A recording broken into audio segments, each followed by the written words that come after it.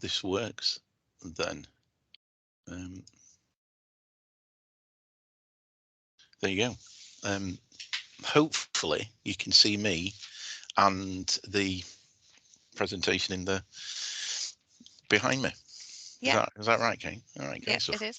So afternoon, everyone, and thanks very much for joining us for this session where we're going to look at teaching to the top. I'll just get used to how to send the slides on. What we're going to do really this afternoon is we're going to start off by looking at a definition, what we mean by teaching to the top, and then look at the rationale, and then look at how you can go about developing resources that meet the needs of your most able learners.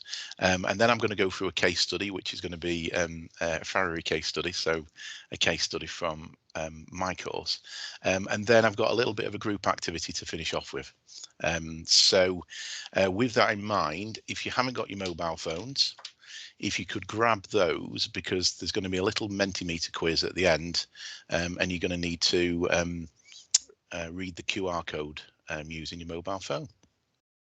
Okay. So let's give it a go and see how we get on. Okay. So what do we mean by teaching to the top? Well, kind of in educational kind of colloquial terms, I suppose we would describe it as stretch and challenge. And it's how we support the most able learners within our courses. And this was actually subject of a 2015 Ofsted report that was looking at delivery of teaching within secondary schools during 2013.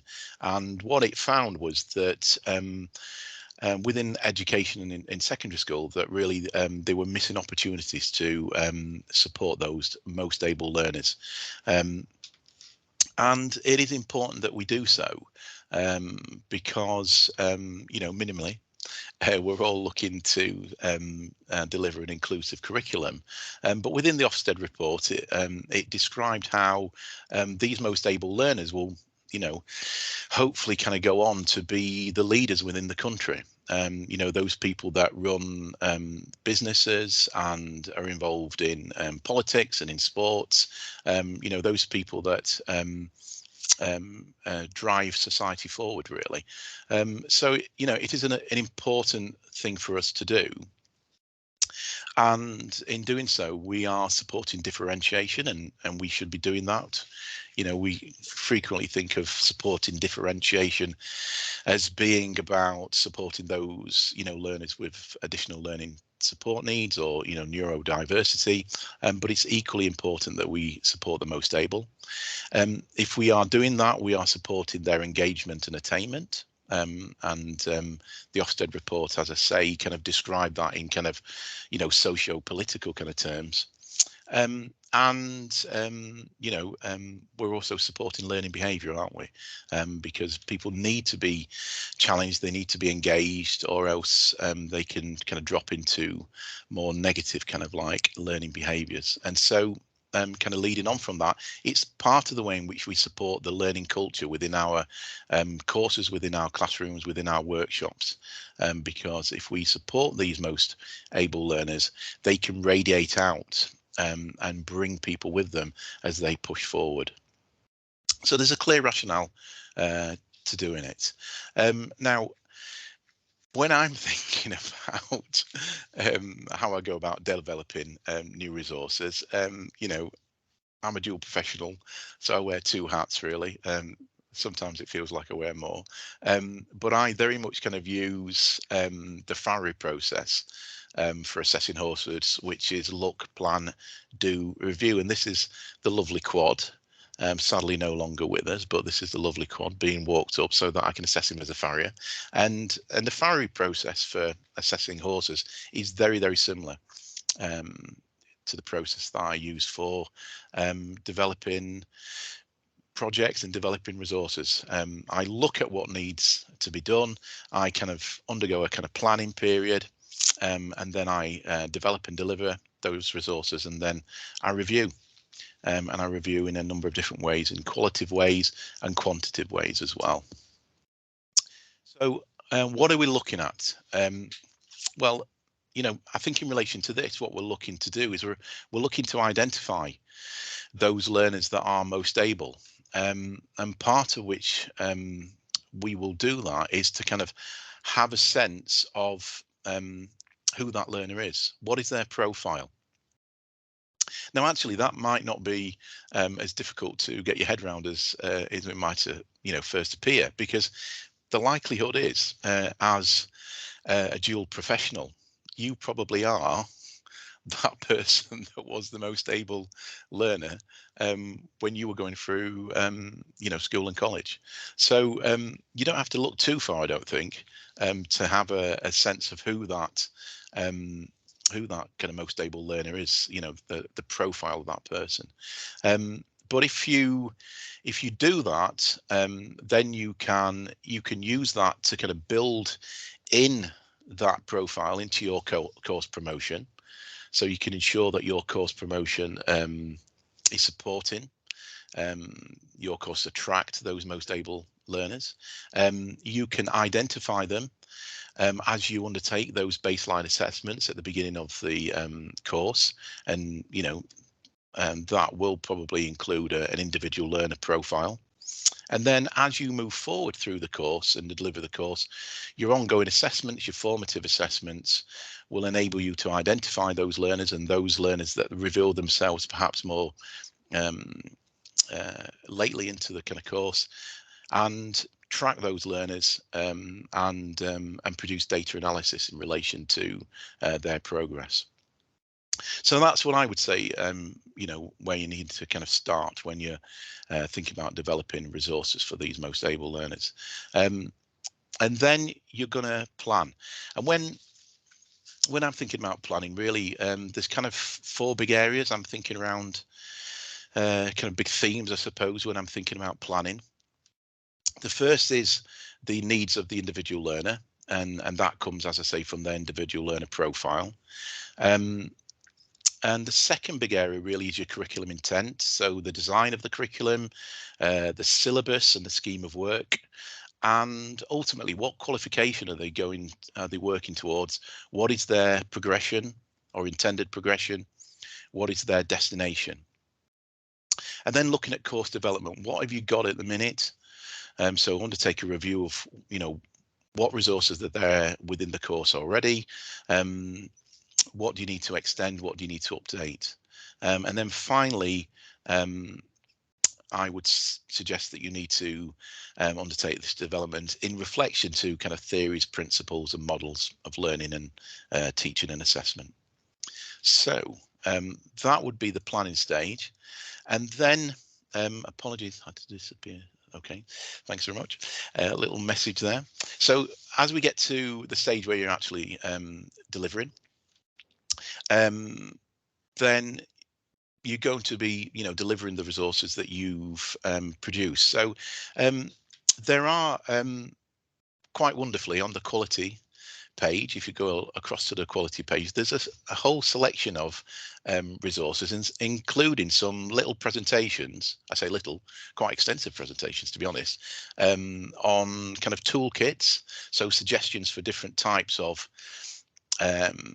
activities and resources that you can use to stretch and challenge your most able learners. But here's a kind of few suggestions in relation to those kind of 4 major subheadings that I discussed there. So one of the areas that you might want to look at in order to support your most able in relation to their ILP is collaborative learning.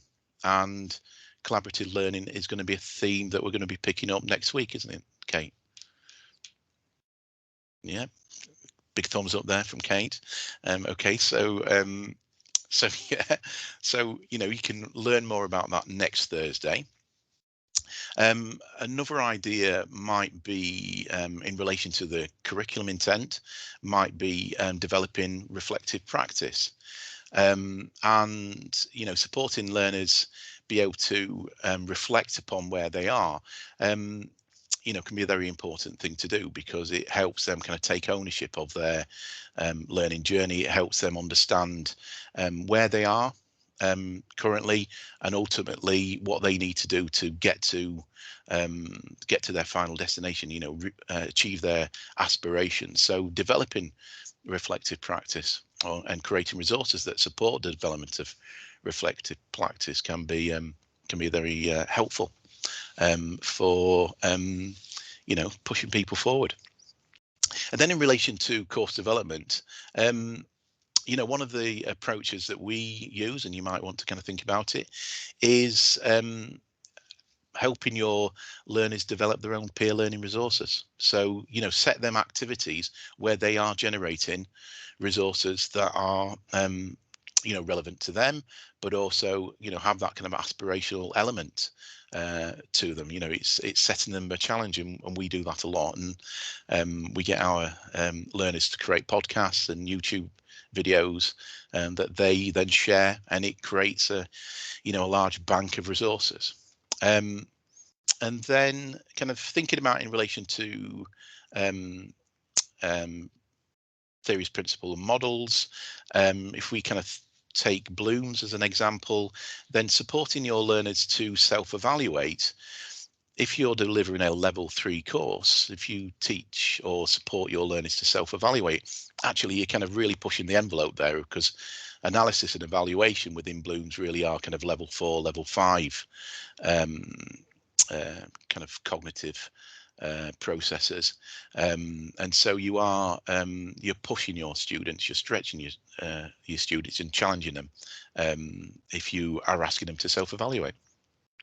So there's a few kind of ideas, and then in terms of thinking about how do you thanks very much, Kate. There's a link at the end of this presentation as well. Thinking about how you kind of review that or assess that.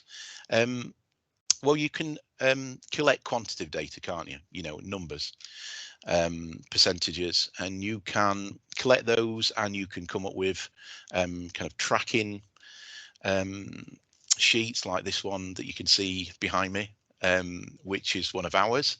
You can see that I use kind of RAG rating to make it easy to identify those that are there in gold. Those are the ones that are above the required standard, and green is either at or comfortably at, and then amber, you can see those are the the learners that are currently below the required standard. So we use a lot of RAG rating. If you collect quantitative data, then you can undertake data analysis. And by doing so, you can come up with evidence-based approaches for your learning, and that's something again that we do within Farrer. So data's great, and you can draw a lot from it. However, a lot of us understand the world in a narrative way, through conversation, through discussion, through the kind of stories that we tell each other. So qualitative data is also important and very helpful. It kind of I suppose adds that kind of narrative to the bare bones of those numbers. So surveys are really kind of good for that, and there is a student voice. That's part of the way in which we collect this data. But also, again, kind of thinking about reflective practice. If you are supporting reflective practice and you capture those reflections, then that can support the kind of qualitative data that you're collecting, and find out, as a result of that, whether your resources are having an impact, whether they are supporting the most able learners. So let's have a little look at a case study. Here they are, 43S. This is the group that have just gone through. Actually, so this is taken nearly 4 years ago. They've just qualified. These guys are out there now and doing really well. So let's have a look at the learner profile for one of our most able students. This is a generalism, but this is a learner profile drawn from our tracking data. So we can say it's got a certain amount of validity here. So the most able learners are those that are the most physically and psychosocially mature. So most easily able or most capable in dealing with the kind of physical demands and the psychosocial demands really of the course, and they tend to be a little bit older. You know, they tend to be within that kind of 19 to 25 year age kind of range, because, you know, the brain and the body has had that bit of time to develop. You know, it's quite a physical role. It's quite a stressful role. You know, it can be lovely spending time with horses, but it can also be a relatively stressful kind of role as well. So, you know, you need a certain maturity in both elements. We also find that our most able learners have developed already some positive learning behaviours, whether that be at up to GCSE or up to A level. And interestingly enough, you know, statistically, our most able learners are the female apprentices, and they account for 66% of the distinctions that we've achieved in the last few years. So that's also part of the profile. The final part of the profile really is that they are with an employer, an ATF, and a approved training farrier. That's what ATF stands for, who either holds a higher level examination like the associate with the Worshipful Company of Farriers, the AWCF, or the kind of competition farriers. So they're out there competing on a regular basis. So that's what our, you know, most able learner looks like, and you know, as a result of that, that's a person that we will be looking to attract. So in terms of us kind of planning resources for them, well, you know, our farrier apprentices are distance work-based learners. They spend most of the time within the workplace. They generally have a preference for kinesthetic learning preferences, and we have around 33% of our learners identify as adult dyslexia. In terms of our curriculum intent, it's an inclusive curriculum that we deliver with a sequential scheme of work, where scaffolding activities and knowledge and understanding kind of form the foundation really for future learning and future development of skills. We've got 20 KSB standards, 20 knowledge, skill and behaviour standards to develop, and we are taking them towards quite a complex and difficult endpoint assessment that includes 2 practical assessments, a 3-hour written assessment, and also 3 oral assessments. So, you know, it's quite a big ask. When I joined, the main areas I identified for the course development were these really, that although there was a practical and written assessment at the end of each visit, end of each block for the apprentices, there was no oral assessment, which, you know, seemed an obvious win for me. And then the other obvious win seemed to me to be that we weren't actively teaching learning technique, revision technique and exam technique. In terms of theories, principle and models, we very much use Bloom's, and here you've got a little picture. I'm not sure if you can quite see it, but at diploma level, we're on the lower 3 tiers. So we're developing knowledge, contextual understanding and contextual application at level 3 within the diploma course that we're running. So what have we done? So first of all, we've supported development of exam technique, and the way in which we've done that is we've developed an oral assessment process, so that our learners get the opportunity to understand the oral assessment process, what knowledge they need to present and the skills they need to develop in order to be successful in that. And we've also developed revision activities, activities that help them consolidate knowledge and skills that they will specifically need for the written assessment. To kind of help them understand and engage with those, we've also produced standard setting documents, so things like RAG-rated assessment matrices, and I'll not embarrass myself by playing this video, but also exemplar videos and exemplar documents, examples of which, or copies of which, You can find on the quality page for teaching to the top. So you can go and have a watch of the video if you want to see how awful I am at acting. Just terrible. No wonder I only played Judge Hawthorne at college. So you can go and have a watch of that. Have a look at the written exemplar documents. But it's important, we feel, to kind of help everybody understand, but those most able learners understand exactly what is required in order to be above the required standard within oral and written assessment processes.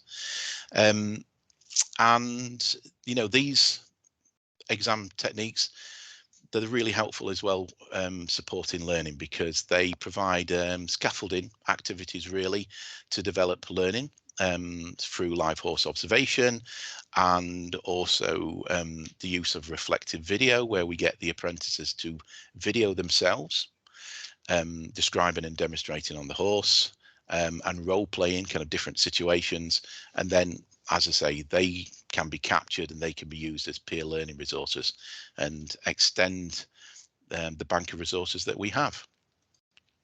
Let me skip past that. Okay, so what did we discover, as a result of that? Well, we used quantitative data and RAG-rated tracking sheets to, identify the impact of the introduction of those new resources. And what we could see straight away, that there was a very definite trend, a 10% increase within oral assessment marks or grades compared to the written assessment. So, straight away, by introducing an oral assessment process that counts to 50% of the overall theory mark, we've improved the attainment of our learners by an average of 10%. So, that's, supporting inclusivity, isn't it? That's very helpful, I would say. In relation to the revision activities, I did a bit of data analysis around that, because at the time I was still doing my course at the Royal Vet College, and so I had access to data analysis software, and so I ran it through the data analysis software, and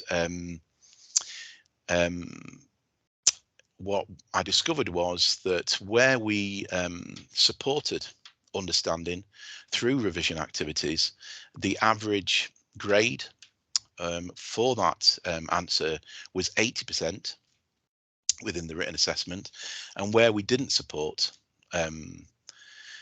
with a revision activity, the average grade was 70%. So again, a 10% increase. So not only a 10% increase, but I did some further studies, and the amount of spread also reduced. So you can see here a little kind of like scatter graph, and you can see that supported answers were 10% higher, and also their spread was far less.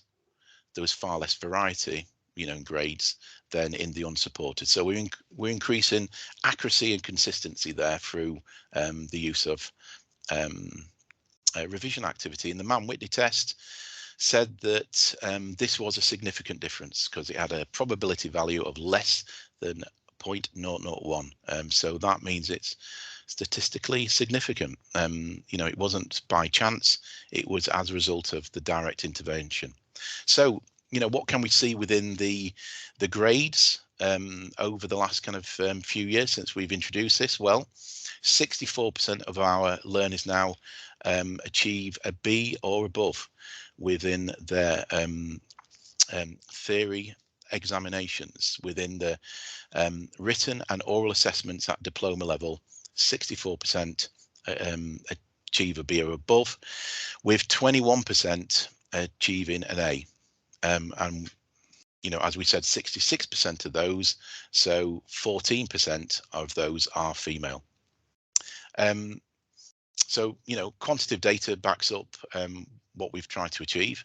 In terms of qualitative data, well, that also seems to back us up, because 94% of our learners agree with you know, all those kind of like questions he asked, you know, do you think that the course does X, Y, and Z? Yeah, we agree with that, or we completely agree. So we've got, you know, high levels of agreement.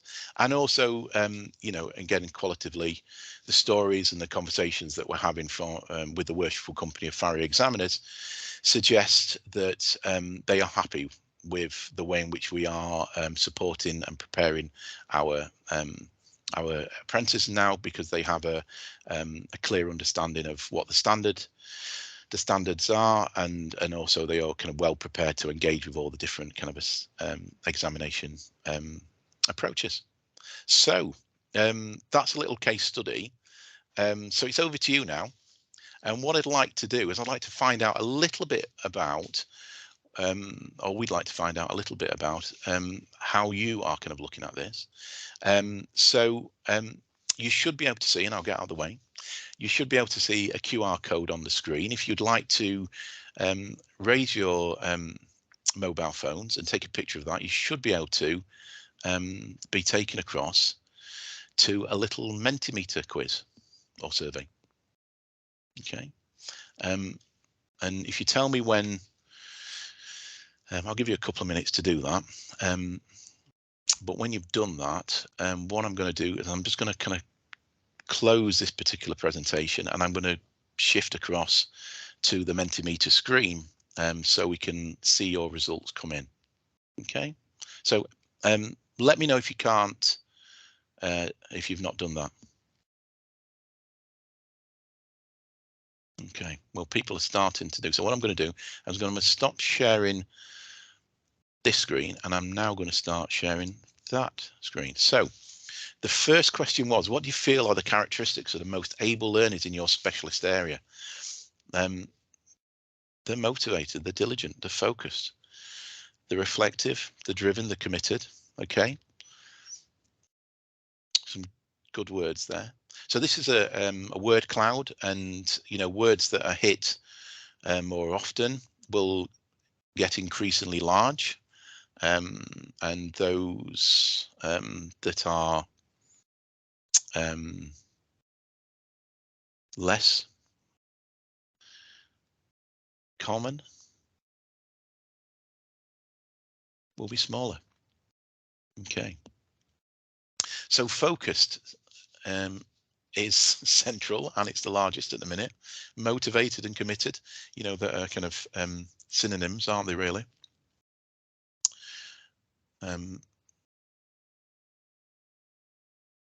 So these are all behavioural elements, aren't they? Motivation, focus, commitment, they're all behavioural elements. Okay. So so would anyone like to kind of like tease any ideas out of that? Has anyone got any kind of comments? Is that what you expected to see, or are we seeing something that we didn't expect? Anybody like to kind of contribute? Anyone feel like sticking their head above the parapet?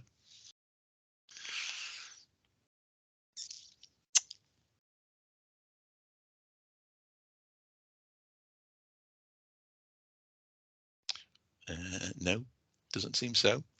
Doesn't seem so. Kate, would you say that's what you would expect to see?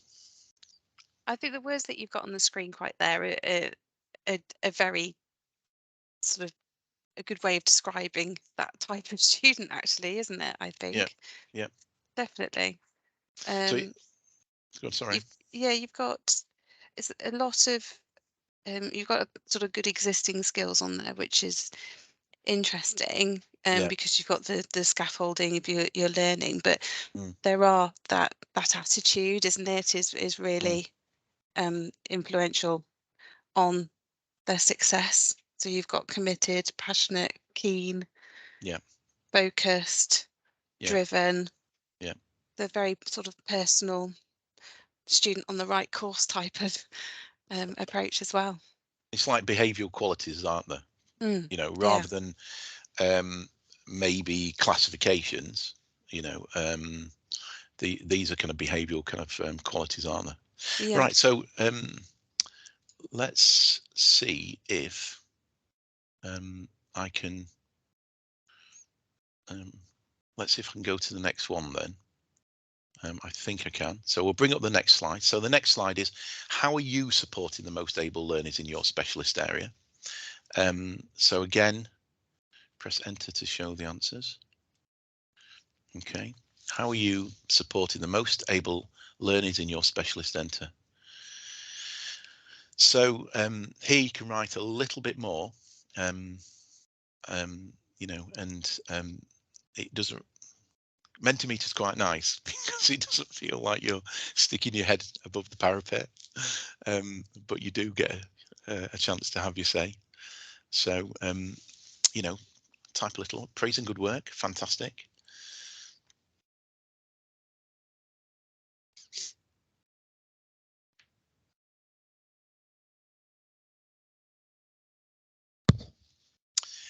Wider reading recommendations, past paper practice with self-marking, yeah. Providing differentiated resources, fantastic. Yeah. Pushing them to work at industry standard and speed. Yeah, that's very important for ourselves. Showing extra techniques or having extra projects ready for them to work on. Yeah, having that kind of like toolkit in your bag is really helpful. Extension activities learners can complete whilst other students are continuing with the other tasks. So that's kind of picking up on the last aspect. Use an entry. So I'm just going to stop it from scrolling for a minute so that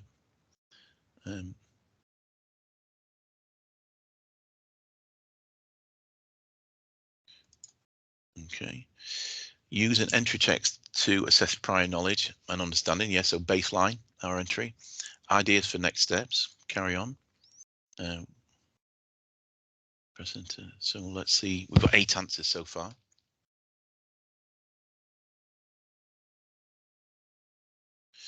Providing constructive feedback and praise, highlighting their positives. Aim for next level when showing promise. Yeah. Okay. So lots of kind of themes kind of coming out of this, aren't there? That that you've got resources already there, ready to go, to support differentiation as you are teaching. You know, should people, should learners complete activities earlier, but also praise and being positive and highlighting positives, you know, is an important theme. So, you know, that's a reward for people showing certain behaviours. Anybody else got any contributions? We've got 8 answers at the minute. Setting high expectations and yes, praise. Yeah, you know, it is important for us to set high expectations, and part of the way in which we do that is through the way in which we model those expectations, isn't it? You know, as ourselves, you know, particularly, or you know, I understand it through being a dual professional, but kind of setting those high expectations as a dual professional, expectations in my you know, my fiery life, my fiery working life, but also in my educational working life. Anybody else got any suggestions? Anything else they want to type? Got quite a few there. Okay, so would anybody like to kind of pick up on themes? Does anybody feel kind of brave enough to pick up on some themes? Joan, would you like to offer something?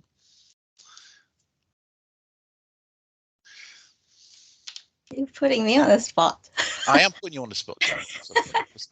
Exactly. I know that the students actually, they share each other's feedback with each other, Right. Okay. which is very interesting. And I do encourage them, especially the high achieving students, to actually share their winning formula, if you will, with the other students, All right. Yeah. to show where they have achieved. Mm. But I've seen some of their smugness. Well, smugness. Pleased. They're pleased when they said, because some of my most of my feedback, I would say, continue to show evidence of extensive further reading, for instance, which actually show what they have achieved in their assignment. And yes, they will continue to show that. That's what they intend to do in the next assignment, which is fantastic to see. But yeah, I just, yes, continue. They're great ideas. Yeah, great. I mean, everyone loves the tummy being tickled now and again, don't they? And being praised.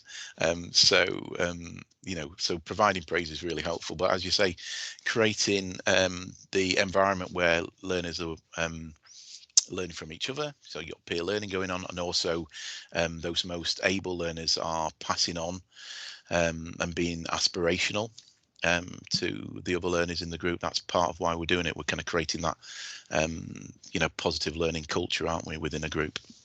Great stuff. Thank you, Jo, and I'll buy you a cup of tea and a biscuit next time I see you. So that brings us up to 53 minutes. So really, technically we're kind of done, aren't we, Kate? We've slightly gone over our 45-minute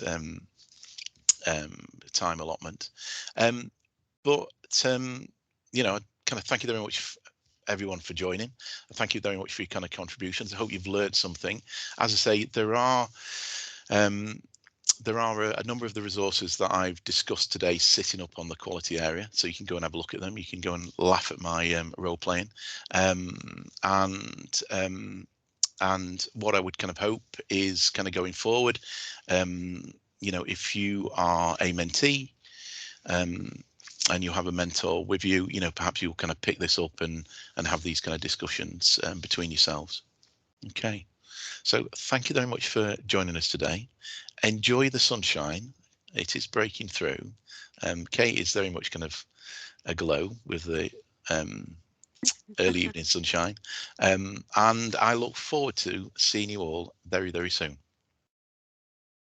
Thank you, Dean. Cheers, Thank you, Dean. Kate.